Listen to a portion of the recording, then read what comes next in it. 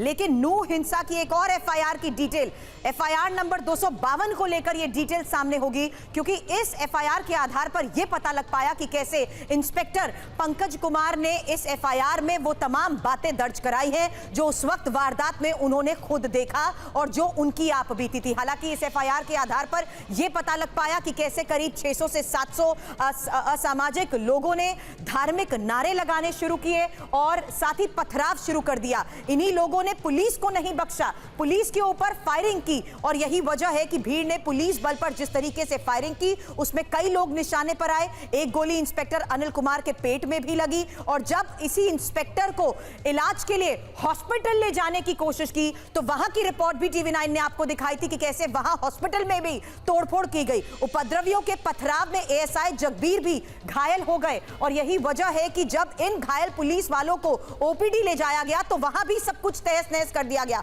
Police की तरफ से AK-47 से हवाई फायरिंग की गई। हालात को काबू में करने के लिए पहले वहां अनाउंसमेंट हुई, लेकिन जब वो इतने पर भी नहीं माने, पथराव होता रहा, फायरिंग होती रही, तो ये साफ हो गया कि कैसे सोची समझी साजिश के तहत पूरी तैयारी के साथ पुलिस के ऊपर ये वार किए गए हैं। उपद्रवियों के इस पथराव में किस तरीके से पुलिस वाले घायल हुए हैं, यही अब इन FIRs के जरिए भी सामने आ रहा है। पुनीत हमारे सहयोगी अभी तक हमें उन FIR के आधार पर की जा रही इन्वेस्टिगेशन के बारे में बता रहे थे, लेकिन विवेक, कुछ दिन पहले की कल की इनफैक्ट आपकी उस रिपोर्ट का मैं जिक्र कर रही थी, क्योंकि इन्हीं पुलिस वालों को जब हॉस्पिटल ले गए तो वहां मरीज भी थे, हॉस्पिटल में भी सब कुछ तहस नहस कर दिया।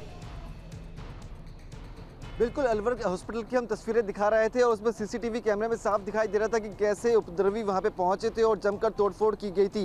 CCTV कैमरों को तोड़ा गया था और उसके बाद उपद्रवी जो है वो अंदर दाखिल हो गए थे। उनका ये कहना था कि पुलिस वालों का इलाज आपने क्यों किया, यानी कि वो लगातार हॉस्पिटल स्टाफ पर आरोप लगा रहे थे कि आपने पुलिस वालों का इलाज क्यों किया। इसका मैंने जिक्र इसलिए किया क्योंकि इस आधार पर यह जस्टिफाई हो गया कि सब पूरी तैयारी के साथ आए थे। बिल्कुल, ये लोग पूरी तैयारी के साथ आए थे और सोची समझी प्लानिंग के साथ इस पूरी वारदात को अंजाम दिया गया था और इस पूरे मामले को लेकर अब लगातार पुलिस इन्वेस्टिगेशन कर रही है और जो CCTV फुटेज है उसके आधार पर लोगों की पहचान करने की कोशिश की जा रही है।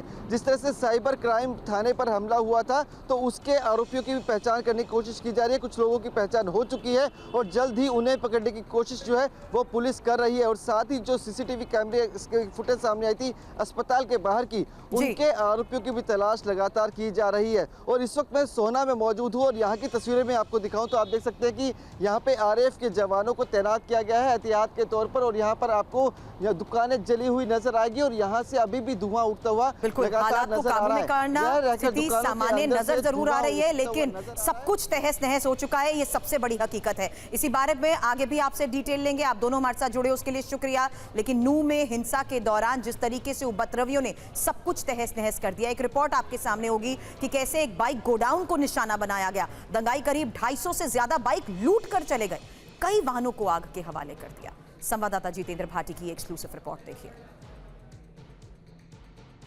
31 जुलाई को नूह में हिंसा के सबूत आप देखिए किस तरीके से जो गाड़ियां थी उनको उपद्रवियों ने जलाया, सामने देख पाएंगे। भले इस घटना को 2 दिन बीत चुके हैं लेकिन अभी भी इसके निशान जो हैं वो तमाम जगह पर मौजूद है।